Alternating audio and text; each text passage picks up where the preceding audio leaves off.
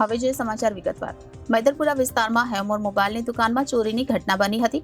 આ મામલે પોલીસે ગુનો નોંધી તપાસ હાથ ધરી હતી. આ દરમિયાન સુરત ક્રાઇમ બ્રાન્ચની ટીમે આ ગુનાનો ભેદ ઉકેલી કાઢ્યો છે. સુરત ક્રાઇમ બ્રાન્ચની ટીમે એક રીઢા ચોરને ઝડપી પાડી તેની પાસેથી 27 મોબાઈલ અને બાઇક મળી કુલ 5.50 લાખનો મુદ્દામાલ જપ્ત કર્યો છે.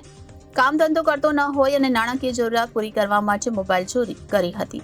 સુરતના મૈદરપુરા લાલ દરવાજા વિસ્તારમાં આવેલી મોટી શેરી પાસે હેવમોર મોબાઈલની દુકાનમાં ચોરીની ઘટના બની હતી. તસ્કરો દુકાનના શટરના તાળા તોડી દુકાનમાંથી 7,25,282 રૂપિયાની કિંમતના 40 નંગ મોબાઈલ તેમજ ટેબલના ખાનામાં રહેલા રોકડા રૂપિયા 20,000 મળી કુલ રૂપિયા 7,45,282 રૂપિયાનો મુદ્દામાલ ચોરી કરી ફરાર થઈ ગયા હતા.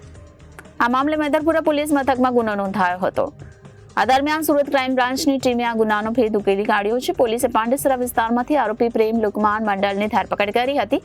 તેમજ આરોપી પાસેથી 4.55 લાખની કિંમતના 27 મોબાઈલ ફોન તેમજ 50,000ની એક બાઇક મળી કુલ 5.50 લાખનો મુદ્દામાલ જપ્ત કર્યો હતો. પોલીસની પૂછપરછમાં આરોપી હાલ કોઈ કામ ધંધો કરતો ન હોય અને નાણાકીય જરૂરિયાત પૂરી કરવા માટે મોબાઈલ ચોરી છૂટક વેચાણ કરી પૈસા કમાવા હેતુથી ચોરી કરી હોવાની કબૂલાત કરી હતી. ગત તારીખ 28/9/2024ના રોજ મૈદરપુરા પોલીસ સ્ટેશન વિસ્તારમાં લાલ દરવાજા ખાતે હેવમોર મોબાઈલ નામની મોબાઈલની શોપ છે, જેમાં એનું તાળું તોડી રૂપિયા 7,25,282નો મુદ્દામાલ ગુમ ગયેલ, જેમાં 40 મોબાઈલ ચોરી ગયેલા.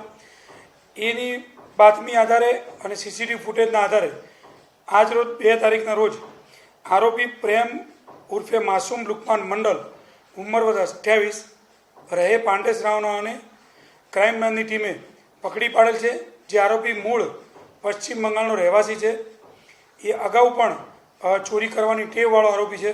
એના વિરુદ્ધમાં અગાઉ 8 ગુનાઓ દાખલ થયેલ છે, જેમાં 5 ગુના સુરત શહેરના અડાજણ, રાંદેર અને પાલ પોલીસ વિસ્તારમાં દાખલ થયેલ છે.